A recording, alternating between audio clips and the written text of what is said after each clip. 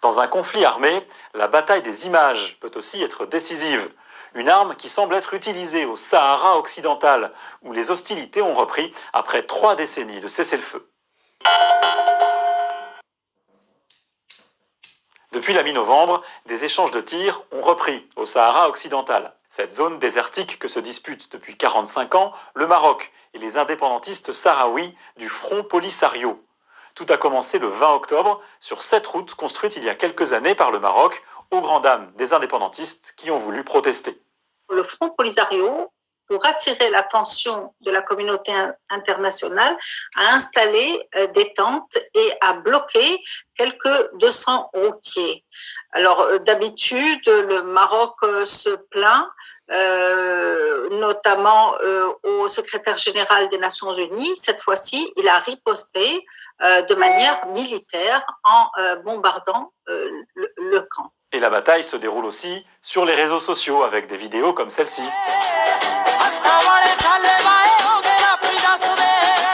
Attention, car parfois, ces images n'ont rien à voir avec le conflit en question. Ici, par exemple, on voit des véhicules militaires tirer une rafale de missiles. La légende évoque, je cite, les forces armées royales du Maroc qui viseraient les positions du Front Polisario. L'extrait a été visionné au moins 60 000 fois sur cette page. Pour remonter à la source de la vidéo, nous avons fait ce qu'on appelle une recherche d'images inversée. Et nous avons en réalité découvert un tout autre contexte. Ces images ont été mises en ligne en 2018, et si elles ont bien été filmées dans ce qui semble être un désert, ce serait plutôt celui du Thar, en Inde. C'est là que se seraient entraînées des forces militaires indiennes, avec des lance-roquettes. Rien à voir donc avec le Sahara occidental. Autre exemple, ces images relayées par un soi-disant site d'information marocain. On y voit des hommes courir dans une zone désertique, ils semblent en déroute. Ce média en ligne croit savoir qu'il s'agit, regardez, d'une panique générale et d'une fuite des miliciens du Polisario dès l'arrivée des forces armées royales du Maroc.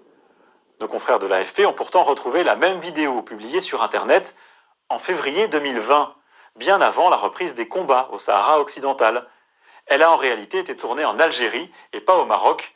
Elle montrerait des chercheurs d'or s'enfuyant devant l'armée algérienne. Il y a toujours eu une bataille de la communication, une bataille de l'image. Comme il n'y a pas de journalistes sur place, on ne sait pas exactement ce qui se passe.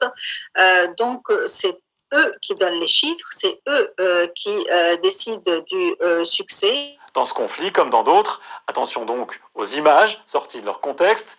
Modifier la légende d'une vidéo suffit à en changer complètement la signification.